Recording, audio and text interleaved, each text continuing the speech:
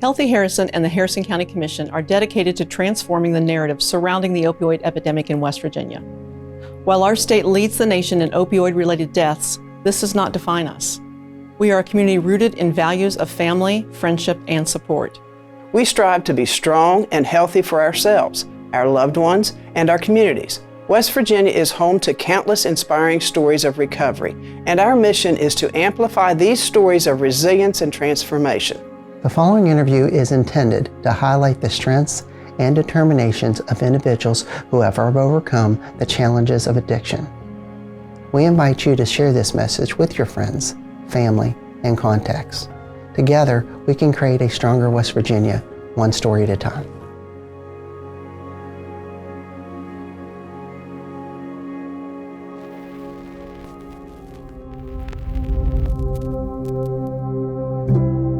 My name's John Messenger. I currently reside in Clarksburg, West Virginia, and I'm the executive assistant right under the executive director at the new 28-day program and detox called Arch Recovery Center here in Harrison County. I'm going on 3 years in recovery in April. I'm here today to tell a little bit about my story and where I've been, where I'm at now, and hopefully to provide hope to those who need it.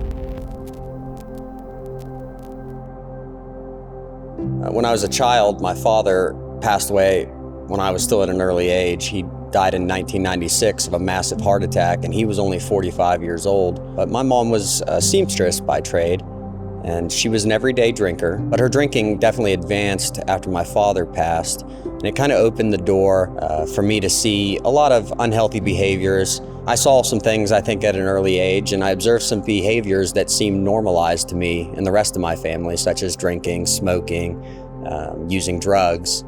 But when I was in middle school, at about the age of 13, I finally started hanging out with a friend group who seemed like they accepted me for who I was. Being as I liked the feeling of comfort and acceptance in those people, I started, modeling the things that I was passionate about or things I like to do or my behaviors after what they were doing. That included drinking, smoking pot, experimenting with pain pills. I was partying, actually drinking alcohol with my mom and a friend of ours, a friend of mine that became a friend of my mom's, who was an older classman. He was a year ahead of me in school. One night told us he just decided to join the Army and that he was going to be shipping off in a few months. And one day I went and I started the process and signed enlistment paperwork. For about 6 or 7 months while I was in training, things were pretty normal. I was abstaining from drugs and alcohol because you can't do that stuff when you're in training. Things started to decline shortly after I was stationed at Fort Stewart, Georgia. In the evenings, we'd get off, and now mind you, I wasn't even 21 at this point, but I would get off and I would just drink massive amounts of alcohol, even on the weekdays and on the weekends with these guys. And I thought, again, this kind of helped me to fit in. When I'd go somewhere and people would offer me ecstasy or cocaine, I would just try it without even second guessing it. It was all about finding a new high or a new escape or a new way to cope with feelings that I maybe otherwise couldn't manage. As a single soldier at my permanent duty station, a lot of my fellow soldiers, if we got injured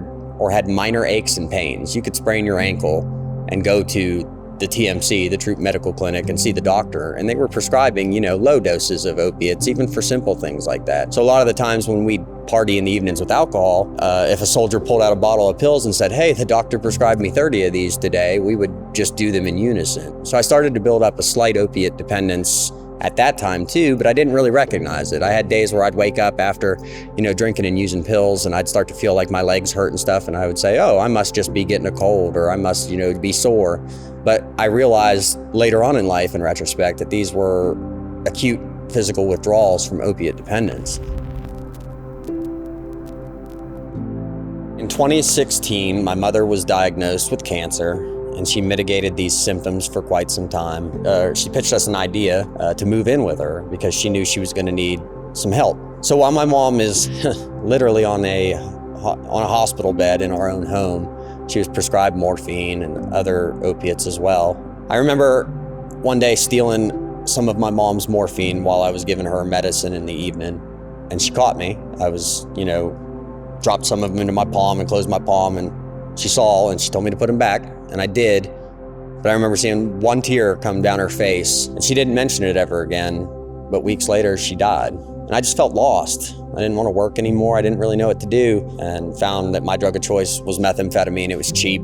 It kind of kept me preoccupied from not having to grieve the loss of my mother. Unfortunately with meth, although at the beginning it seems awesome, it seems like this miracle drug, you know, you have all this energy, you want to clean, you want to do things, eventually it takes a toll on your mind. I became really delusional, I became paranoid. So after that all happened, I found myself incarcerated in 2020 as the result of a domestic dispute. This led me to North Central Regional Jail. And off to jail I went, but this time it wasn't 14 days and bond out, it was 6 months before I was sentenced. COVID had really slowed down the court system.